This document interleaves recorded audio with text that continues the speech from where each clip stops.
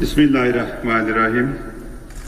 Your Excellency, President of Niger, dear ministers, Mr. Secretary General, Excellencies, brothers and sisters. Assalamu alaikum wa rahmatullahi wa barakatuh. Let me also express our condolences for the passing away of the late President, His Excellency Mamadou Tanja. On behalf of the Asian Group, let me start by thanking the UAE for the very successful chairmanship and congratulating Niger as the new chair. We commend Niger's efforts to bring us together despite the pandemic. I also thank Mr. Secretary General, my brother, for the successful preparations of this meeting. Dear brothers and sisters, hosting more than 60% of the Ummah's population, Asia has a key role to safeguard the Ummah's global interests. Asia is rising in many terms. I would like to congratulate our Asian brothers who just concluded the largest trade deal of the day. The Ummah should take its rightful place in this rise. With this strength, the OIC Asian Group is committed to joint Islamic action around the world. Dear brothers and sisters, while we still fight with the pandemic, we are encouraged by the reports on new vaccines. Given that nearly half of our members are LDCs, we should advocate that the vaccine should be available for everyone, particularly for the vulnerable.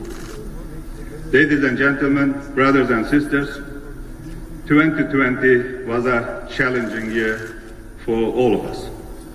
In addition to COVID-19, Islamophobia is on the rise like never before, and normalization efforts embolden Israel and its brutal practices. Israel's decision to suspend annexation plan was a deception. The settlement expansion reached highest levels.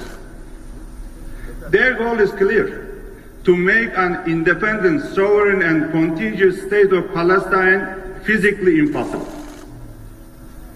The coordinated international attempts to open embassies in Al-Quds also aim to undermine its status. There is a growing misperception that the Palestinian issue is losing its central place in the eyes of the OIC countries. Some even claim that it's seen as a liability by certain members. Unfortunately, the enemies of Palestinian cause took advantage of our disunity to promote such a misperception. Therefore, we should refresh our common resolve.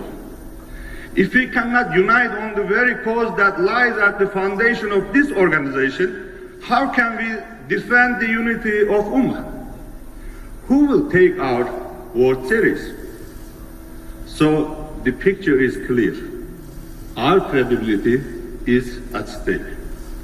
Dear brothers and sisters, Mr. President, the joint declaration between Armenia, Azerbaijan and Russia is a promising step towards lasting peace in the region. It reaffirmed Azerbaijan's territorial integrity in line with the relevant UN, OSCE and OIC resolutions. And we welcome Secretary General's statements on the ceasefire. I invite all to adopt Azerbaijan's revision proposals on the draft resolution regarding Armenia's aggression against Azerbaijan.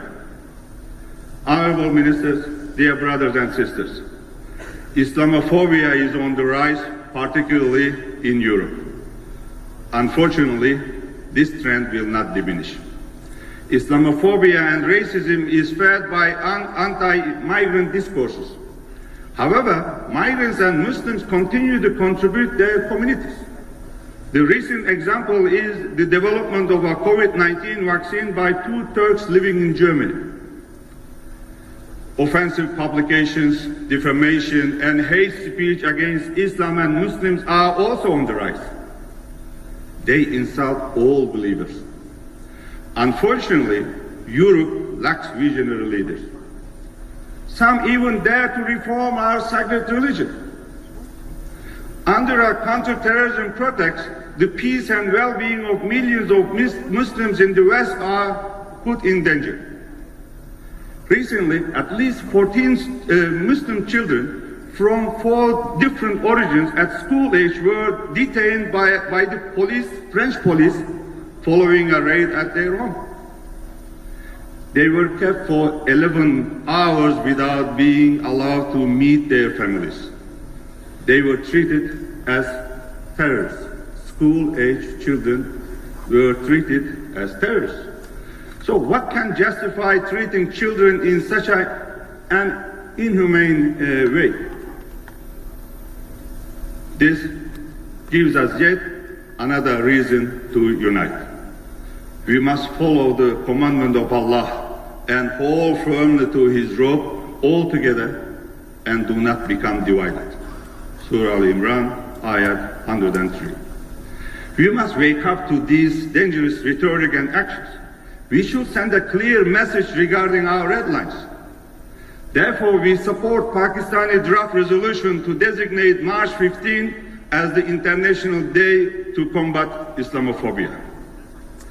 And the relevant contact group must be activated and the OIC Islamophobia Observatory should be strengthened. We should also raise our voices for the fundamental rights and the freedoms of the Uyghurs, Rohingyas, Turkish Cypriots and Turkish Muslim minority in Greece, our sisters and brothers in Jammu Kashmir, Muslims in Europe, and the rest. Dear friends, brothers and sisters, as we gather in Niamey, I should also underline the importance of peace and stability in the Sahel region. We will continue to support our brothers in Sahel in their fight against terrorism, including through relevant UN organizations. Brothers and sisters, the 47th CFM has the task of electing the next Secretary General. We highly appreciate Secretary General Al-Husseini's hard work and dedication, as well as his contribution to our organization. We thank His Excellency Hussein for his services. In the line with the established rules and regulations and the principle of geographical rotation, the next Secretary General will be elected from the African group in this meeting. And we welcome the candidates nominated from the African group. We strongly hope that the African group will come up with a single consensus candidate today. If not, of course, we will have to go for a secret ballot in the CFM among these very good African candidates. I am convinced that the OIC will honor the well-known African dignity by electing the most eligible candidate.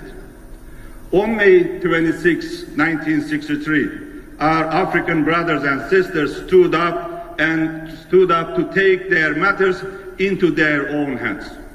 They acted in unity to support their independence and free themselves from the colonialism. The OIC will certainly gain from this spirit. The ability to act in unity with diversity will strengthen us. Honorable Ministers, Mr. President, brothers and sisters, before concluding, I would like to pay tribute to the late Assistant Secretary General Ambassador Ahmed Sesanyomo, who recently passed away. May Allah rest his soul in peace.